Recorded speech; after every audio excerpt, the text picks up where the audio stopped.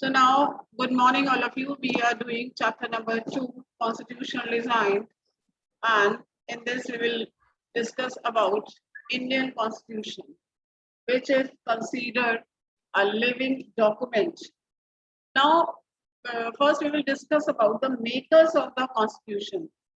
And when we are talking about the makers of Constitution, that means who have contributed for the making of Indian Constitution.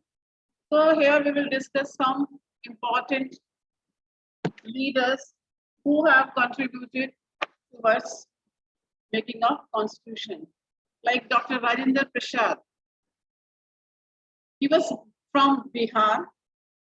He was the vice president of, he was a president of the Constituent Assembly and a lawyer who played an important role in the Champaran Satyagraha, and he was also considered the president of Congress 3 times.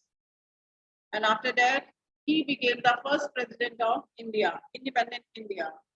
Next is H.C. Mukherjee.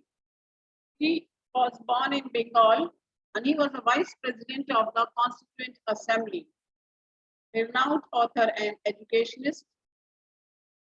He was also Congress leader, members of All India Christian Council and Bengal Legislative Assembly.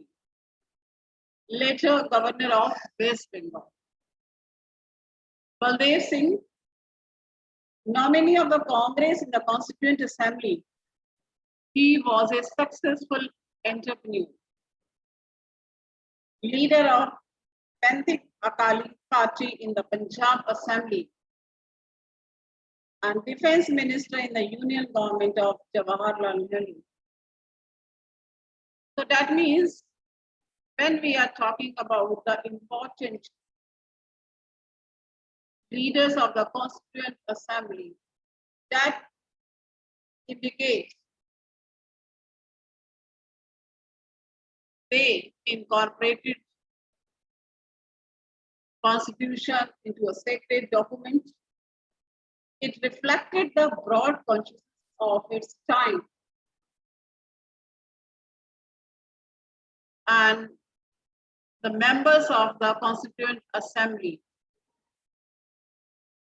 were, that is, representative of all the region of the language, along with variety of interests. So these are the things we can talk about Constituent Assembly. And now our question arises, that is, we will discuss about the basic ideas accepted by all the leaders before the drafting of the Constitution. So when we are talking about framing of Indian Constitution, so our Constitution makers gone through constitutions of nearly 60 countries. They have also studied the various acts passed by the British government and the resolution adopted by the Congress Party. So that study enabled the makers of the Constitution to select the best provisions from different sources, but on our own terms. But Constitution maker did not see the Constitution as a sacred, static, and unalterable law. That means that cannot be changed. So that's why they have incorporated, they have made provisions to change from time to time. And these changes are called constitutional amendments. Until date, 104 amendments have been made in the Constitution. The amendment procedure provided the Constitution is, that is, in 3 categories. Number 1, first category, amendment can be done by a simple majority of members present and voting before sending it for the president assent, यानी president के signature पे. Second category, amendments require a special majority. Like amendment can be passed by each house of parliament by the 2/3 majority of the members of the house present and voting, and then sent to the president for his assent. Now the third category, that is amendment is really difficult to pass. Besides the special majority mentioned in the second category, that means 2/3, the same has to be approved by at least 50% of the state legislature. That means not only parliament, but state legislature approval is also required. And this is the reason we called that Indian constitution is flexible as well as rigid constitution. Because when we are talking about simple majority, that is a flexible, simple, easily amendment can be done.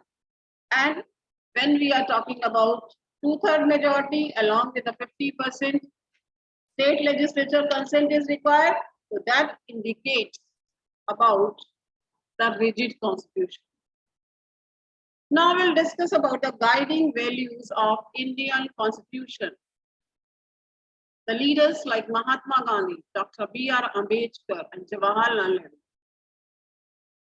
forwarded their views about dream and promised the constitution makes for the nation. So, preamble of the constitution also speaks the philosophy on which entire constitution has been built. It is the soul of the Indian constitution.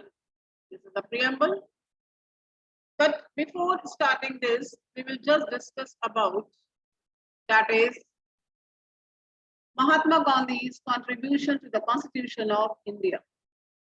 Mahatma Gandhi, he was not a member of the Constituent Assembly, but many members who followed his vision. And if you will see a magazine, a book written by Mahatma Gandhi, that is Young India, in 1931, he wanted to release India from all thraldom and patronage. He has given stress on political equality. He thought India as a country where the people of all communities would live in perfect harmony. He wanted India where there could be no room for the curse of untouchability. Not only political equality, but social equality is also equally important. Women would enjoy the same rights as man. So that means this vision was the main philosophy of the constitution. Now we'll discuss about few important words of preamble. First, we will talk about what is preamble. Preamble, that is the introductory statement of Constitution, which tells us about what are the values, what are the main features of our Constitution. So now, these are the basic values of the preamble: sovereignty, socialism, secularism, democratic, and republic. Nature of India: justice, liberty, equality, and fraternity. Now we'll discuss about sovereign. What is sovereign? That means people have supreme right to make decisions on internal as well as an external matters. Because previously, all the decisions were taken by British. Now, no external power can dictate the government of India. Secular. citizens have complete freedom to follow any religion. But there is no official religion of the country, and that is also granted through a fundamental right, right to freedom of religion. Government treats all religious beliefs and practices with equal respect. Next is democratic. That India is having a democratic country. It's people's own government. Socialism. Can anyone tell me the meaning of socialism? Yes, RN? I'm social equality. Ma'am, a society in which wealth is distributed equally. In a simple word, socialism means economic equalities. Economic, which is related with money. So that means wealth is generated socially and should be shared equally by society. That means distribution of wealth should be in such a manner there is a less gap between the rich and poor. Government should regulate the ownership of land and industry to reduce socio-economic inequalities. Republic.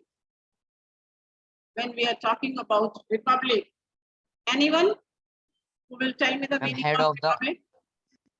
I'm Yes, Devansh. I'm Yes, head ma'am. of the country is elected by the people, Yes. elected by the Head of the citizens. country is an elected person, not a hereditary position. As I told you about that in Britain, they are having democracy, but they are not having a republic system because in Britain, head of the country, that is Queen Elizabeth, which is an hereditary position. But in India, head of the country, that is president, is an elected person. Next is justice.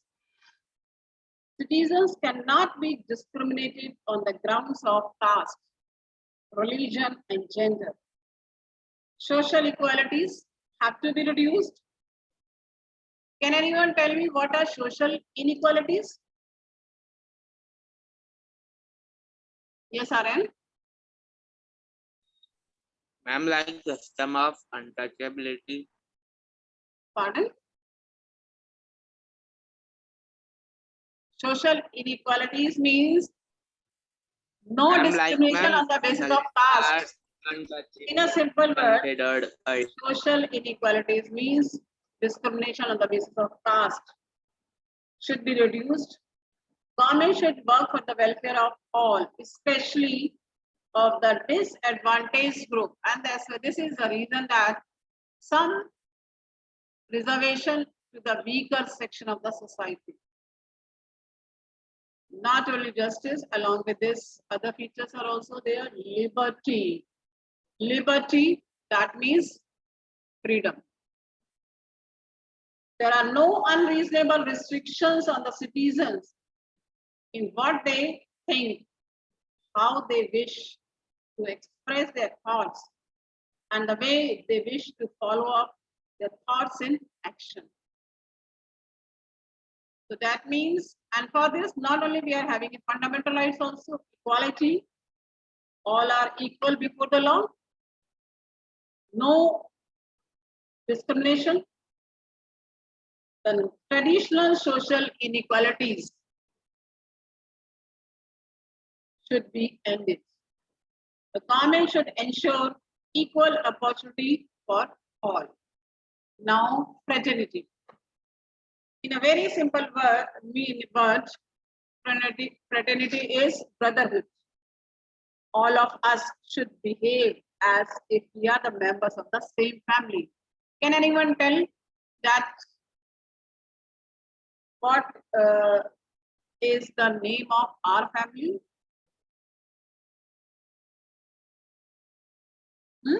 What is the name of our family? That is India. And we all are Indians. We belong to the same country. We belong to the members of the same family. So no one should treat a fellow citizen as inferior. So that is the reason that we have included all these in our constitution. And these are the values which tells us about Indian constitution.